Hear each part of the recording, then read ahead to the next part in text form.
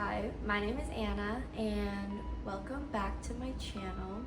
Today I want to talk about how I was able to complete 2 marathons 1 month apart and 1 year after my very first marathon in Miami in 2024. I ran the Disney Marathon in January of 2025 and I also ran the St. Pete Marathon in February of 2025. After the Miami Marathon, I really didn't expect myself to want to run another marathon. I knew I was going to, I just didn't think I was gonna do it so soon after, but my sister wanted to run the Disney Marathon and then she asked me, I just said, what the heck, okay. When I was doing the marathon training for Disney, I also knew that I was going to complete the St. Pete Marathon, but I wasn't as worried about the St. Pete Marathon because I was going to do that with a friend of mine who has a different pace than me. It's slower than mine. So I did not think I needed to really consider the St. Pete Marathon as part of my marathon training because they were a month apart. So all I really needed to do was finish the Disney Marathon, PR in my time from Miami, and then maintain a decent running base while also tapering after Disney. The video that I posted for my Miami Marathon training is exactly what I did to complete my first marathon with new information and also with a lot of time having passed and thinking through my Miami Marathon experience. I knew going into 2025 I did not want to repeat the things that I did for the Miami Marathon training. There were some things I did want to repeat, but then there were a lot of things that I did not want to repeat. The first thing that I did do again was the Nike Run Club Marathon Training Program. So I already knew what the runs were, I knew what to expect, and I knew what the rigor of completing every single run felt like. And I trusted it. I knew exactly the results that it was gonna get me, and I knew the way that my body was gonna feel as I built up those miles and then tapered back down. So this time around, I did not start a month early in training. So that was the first thing that was the same but just slightly different. I also didn't run every single Nike training run for the marathon program, again because I had so much more confidence going in. So with Strava, I tracked every single run I ran for marathon training, and I ran 60 runs. Some of them also weren't exactly the same run as Nike was prompting me.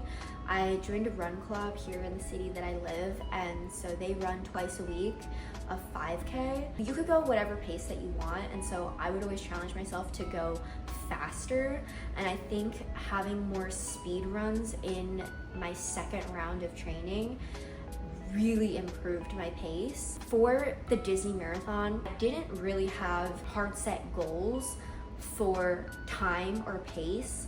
I just wanted to PR. My time for the Miami Marathon last year, it was about 5 hours and 40 minutes. All I wanted to do was do better than that.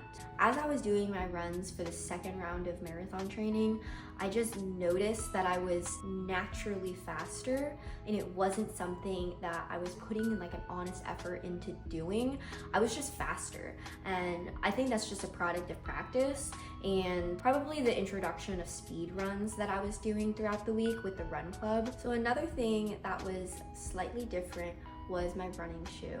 This time around, I trained in the Hoka's Clifton 9s, and I did that just because I knew that my old running shoe, the A6, I didn't think that they were gonna survive all throughout the training and the marathon, so I just got another shoe and I wanted to try the Hoka's. I did run in them pretty much from halfway through training all the way through both marathons. Something that was drastically different was the way I dieted. During my training session for Miami, I was very restrictive on myself.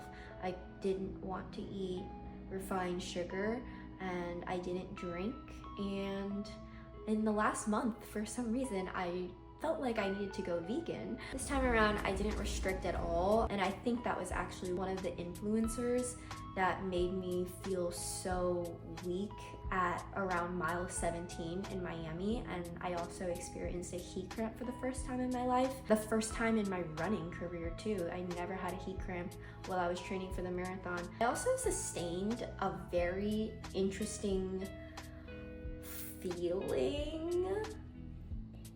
I think I pulled my IT band. After that race, I could not lift my foot. So if this is the ground and this is my foot, this is my knee, but I could not lift my foot like this. I couldn't even lift it up half an inch. It hurt so bad. My range of motion was nothing. I truly think I did sustain some sort of injury as a result of the Miami Marathon. And even in the video that I made, you can see that I'm wearing a white patch on my knee. That's a lidocaine patch. When I signed up for both marathons so close together, also still feeling the pain from the Miami Marathon, I was genuinely nervous that I might never run long distances again.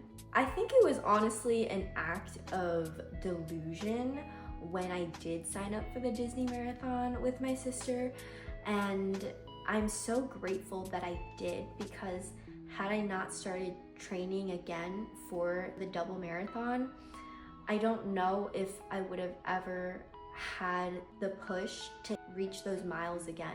From January through September, when I would go on runs, I was keeping everything at very short distances, anywhere from the Run Club 5Ks to 10Ks. When I would hit that 10K, 7 mile, 8 mile mark, that IT band pain would creep back up. And so I was so scared that was it for me. I threw myself into mat Pilates, Move with Nicole. I love you.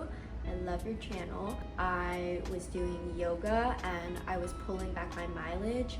And then I had to start marathon training, and I don't know how or why or what, but I never felt the pain when I was marathon training.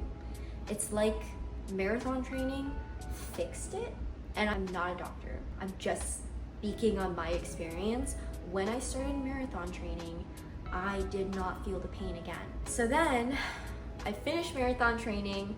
I don't have the pain in my knee anymore. I honestly feel like I'm on top of the world. And so Disney happens and it's amazing. The only thing I was thinking when I was running the Disney Marathon was stick to your training, don't abandon your training, do not abandon your training.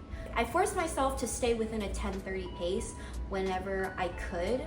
There are multiple bottlenecks in the Disney Marathon just because the road gets very narrow. Another thing that I did differently during the race was I listened to my body and I took breaks when I needed to. I stepped off to the side to stretch out weird feelings and muscles and calves and ankles. Anytime I felt like, hey, I want to stretch, I took a stretch. Anytime I felt like I wanted to go to the bathroom, I stopped and I went to the bathroom. For some reason, in the Miami Marathon, I refused to listen to my body in any way. I didn't do that in Disney, and I also made sure that I didn't get overzealous.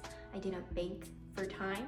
I think that happened to me in Miami. If you had a book of rookie mistakes, you could just check every single one of them off for my Miami Marathon experience. I'm so grateful that I went through it, because when people now ask me and I have advice on my first marathon, I just go through everything that I did wrong. When I did the Disney Marathon, every single thing that my body wanted to do, I did.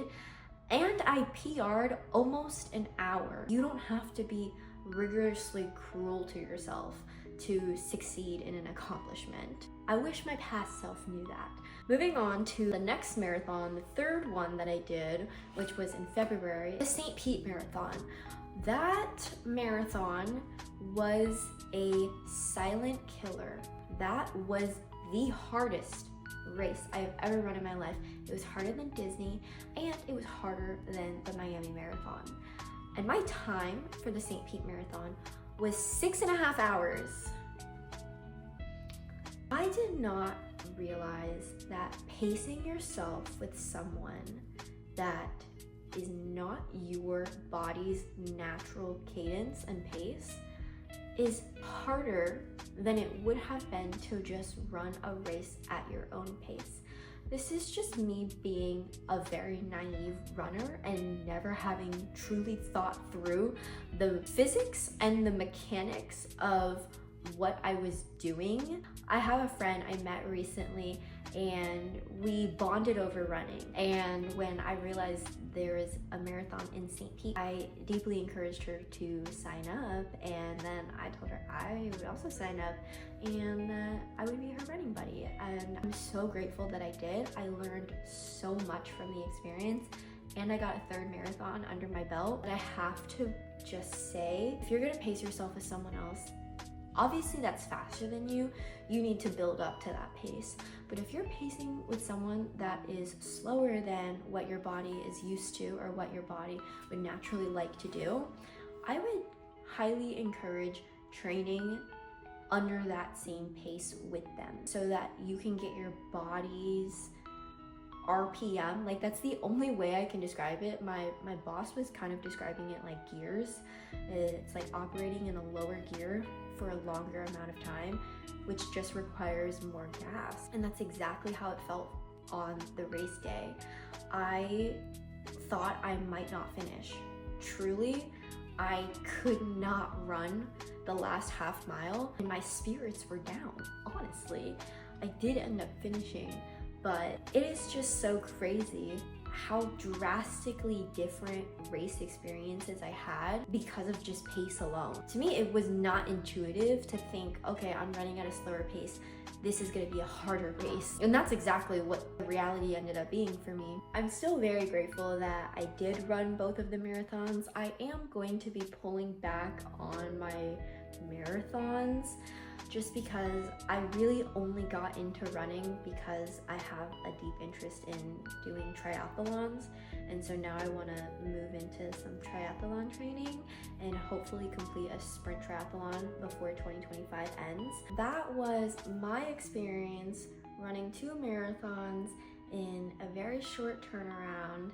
And I hope that you learned something from this video, and I hope that you don't make the same mistakes that I did, but even if you do, just try to learn from them and try not to repeat them. If you did make it to the end of the video, thank you so much for listening to me and hearing my double marathon experience. And I hope you enjoyed the video, and I will see you again. Bye-bye.